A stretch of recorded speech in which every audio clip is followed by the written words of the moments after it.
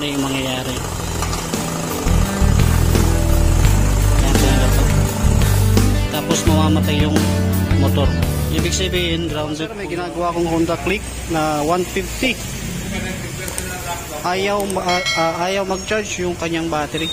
Tatry natin i-start para maipakita ko rin sa inyo. Ayan, naka-start na. Tapos pansinin nyo yung sa voltmeter nya 12.3.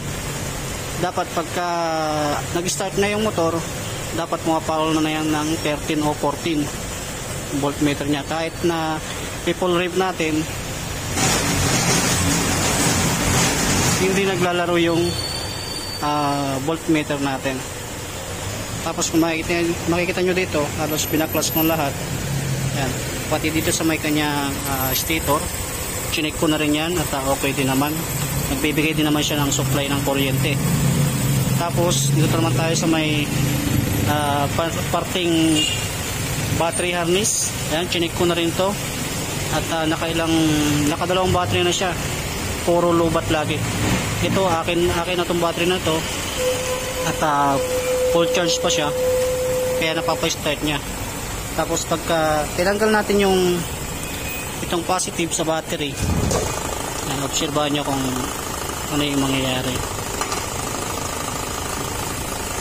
Yan, tinanggal ko. Tapos mamamatay yung motor. Ibig sabihin grounded po yung motor nito. Yan, grounded po yung motor. Kasi si Honda Click, once na umandar na yung motor at tinanggal nyo yung battery, dapat yan hindi na mamatay. Ay, babalik ko muna uli. I-share ko lang din sa inyo para in case na ganito yung mangyari sa inyo at alam nyo din kaagad yung gagawin nyo. Kaya pala nagkaganto tong motor na to. Ang sabi nung may-ari ng motor, natumba sa baha. Kung baka nasagi yung motor, natumba sa baha. Tapos pinasukan yung battery box natin dito. Tapos doon na daw nag-start yung problema. Makikita nyo rin dyan, mayroon na din akong isang ECU kasi tinesting ko rin. Halos parehas lang din naman yung halos parehas lang din yung ayaw pa rin siya mag-start. Nag-start pala, ayaw pa lang mag-charge. Okay, testin natin ulit.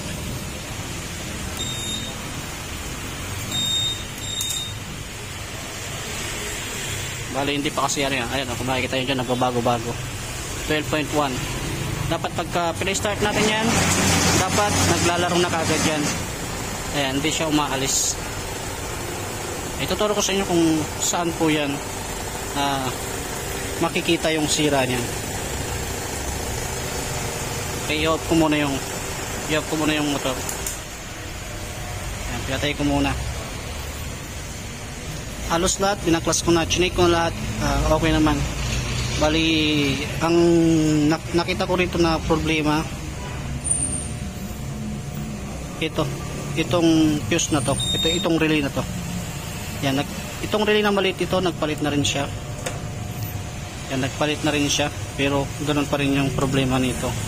Naka-apat na raw siyang mekaniko dito sa kasa.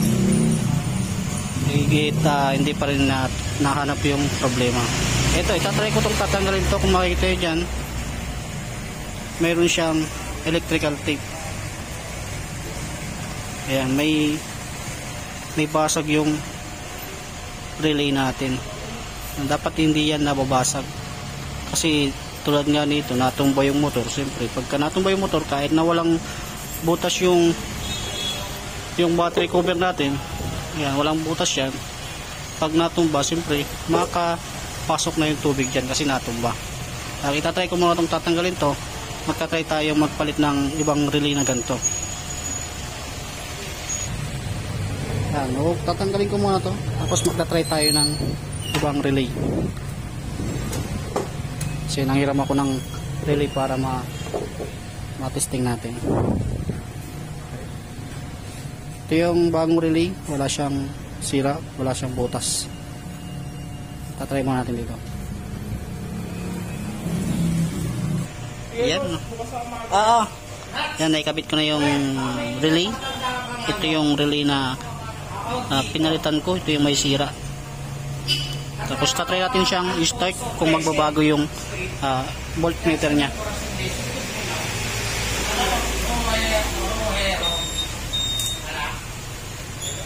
Tapos start natin. Yan, kung mapansin nyo kagad, nag 14 to 13 na yung voltmeter nya. Bali, nag-charge na siya. Kadami-dami ko pang tinroubleshoot dito. Relay lang pala yung sira nito. Tapos tatry natin tatanggalin yung battery, yung terminal. Kung umaandar yung motor, tatry natin tatanggalin to kung mamamatay yung makina. Tama sir, tatanggalin ko muna tong battery, yung wire, yung terminal. Tapos maandar yung motor. Itatry natin siyang tatanggalin to. Pagka once na namatay ito, grounded pa rin siya. Pero pag hindi namatay, ibig sabihin nakuha natin yung problema ng motor, na yung sira lang talaga fuse. Ayan, kung makikita nyo dyan, tinanggal ko na. Tapos dito tayo sa may panel. Hindi nagbago yung kanyang voltmeter. 14 to yan, naglalaro pa rin siya. Tapos hindi namamatay yung makina. Yan, itatry ko i-repa.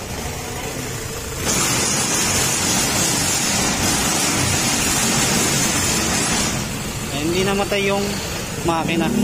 Ibig sabihin, relay lang yung naging issue nito. Kasi nga may basag yung relay. Okay, papatayin ko muna yung saglit yung makina kasi wala siyang radiator coolant. Baka mag-overheat. Ang talaga naging issue nito yung ating relay. Kaya lagi nyong i-double check to.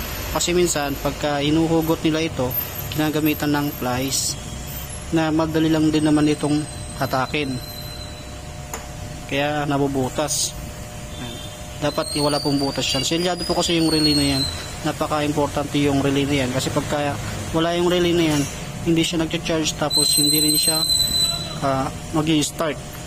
Kasi hindi ko rin naman inaakalang ito yung sira nito, kasi naka-encounter na ako ng ganito. Ayaw mag-start kaya ito yung naging sira. Dito sa motor na to na umaandar, kaso ayaw mag-charge lang. Kaya ginawa ko, chinik ko muna yung stator, baka nga may problema yung stator. Chinik ko naman, wala naman siyang problema. Tapos chinik ko na rin yung wiring, kala ko na may mga ngat-ngat ng daga. Nabuksan ko na rin siya at okay naman. At chinik ko na rin yung kanyang ECU, okay din naman. At dito chinik ko na rin yung mga sensor dyan, mga sakit, okay din naman. Talagang dito lang yung naging sira. Nakadalawa pa siyang battery. Ito kasi akin na to eh. Yan, nakadalawang battery pa siya. Halos lobat. Kasi pagka nalubat yung battery, hindi na siya i-start. Yan. Sana may naibahagi ako sa inyo na kunting kalaman regarding sa mga Honda Click.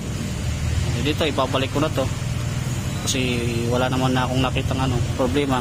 Bukod lang dito.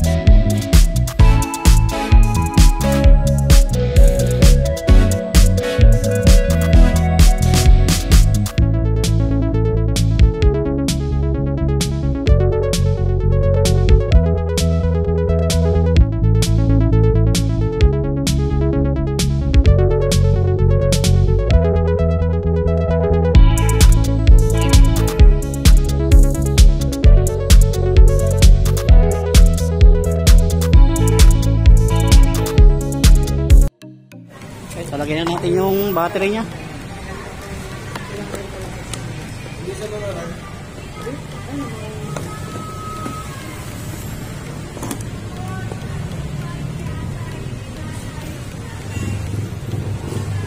para mga sir, ingatan nyo po yung mga relay nyo. Dapat pagka nagtatanggal kayo nito, huwag nyo gagamitan ng pliers para hindi siya masira. Kasi may presyo tong relay na to. 700 to. Parang hindi pa siya ganun ka original. Tapos ito yung dati nya.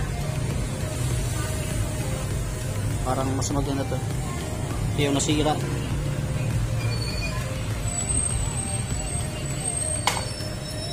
Kaya ingatan nyo yung relay.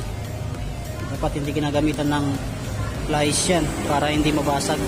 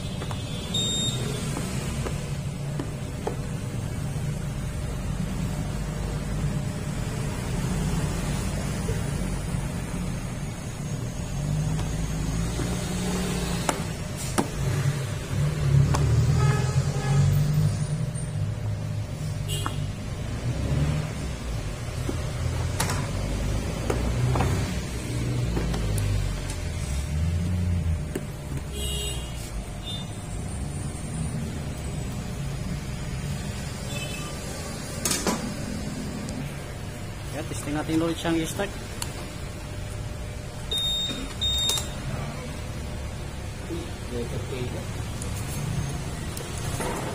Yun lang, nalubat pa.